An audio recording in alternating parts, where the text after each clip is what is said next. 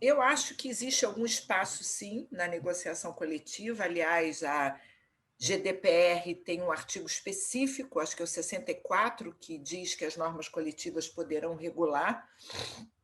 Acho que ele pode entrar, por exemplo, falando de mais punições, mais multas, trazendo Uhum. um consentimento apenas quando não causar prejuízo ao trabalhador, aquela discussão que travávamos lá no início, que Uhum. ainda é, vamos dizer, nebulosa. Olha, caso o consentimento seja dado, apesar de presumidamente sob coação, se trouxer um benefício ao trabalhador, ele será considerado. Isso é uma faixa muito pequena. Não vejo como revogar direitos da personalidade, invadir direitos da privacidade, não vejo como excluir um daqueles verbos do que é tratar dado, mas acho que ele pode falar, por exemplo, do compartilhamento na empresa que terceiriza, para deixar um pouco mais claro, trazer informações, trazer benefícios, criar mais proteções, aumentar as multas ou aplicar multas que não sejam, né, Maravilha. pela autoridade, mas sim entre as partes ali. Então, eu vejo sim algum espaço, mas muito mais para favorecer o titular do dado, no nosso caso é o trabalhador, já que é esse o destinatário, que é a pessoa natural da LGPD, que propriamente para revogar.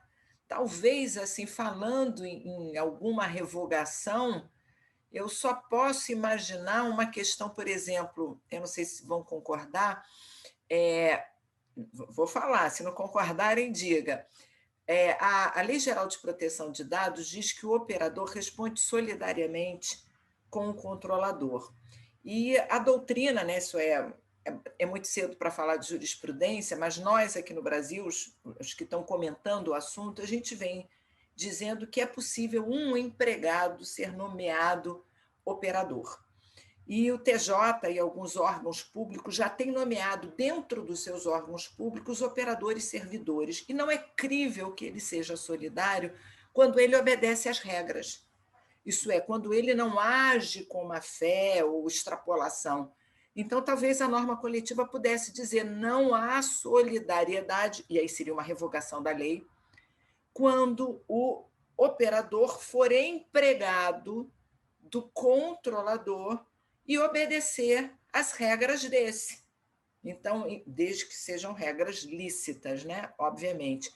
Então, eu acho que também teria um espaçozinho para proteger o trabalhador, porque é muito raro na legislação trabalhista, tirando raríssimas exceções, né? É muito raro a gente olhar um empregado solidário ao patrão, né? Talvez a gente tenha um caso, por exemplo, de um médico que cometa aí um ilícito com um paciente, mas isso vai numa solidariedade muito mais na relação de consumo, na relação civil, em que um pode ir atrás do outro na ação de regresso, mas você vê uma solidariedade entre eles é forte.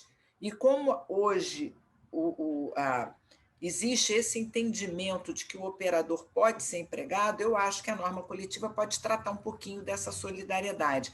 A gente ainda tem o DPO, que é o encarregado. Eu acho que a norma coletiva também pode dizer, olha, uma empresa, né, desse ramo pode compartilhar o DPO, porque isso também é controvertido, principalmente as pequenas, médias e microempreendedores, ou o MEI, ou poderia dispensar o MEI de ter um DPO, porque é caro, não é fácil. Então, eu acho que existe algum espaço, sim, desde que não viole aqueles direitos fundamentais e seja, via de regra, protetiva para o titular do direito.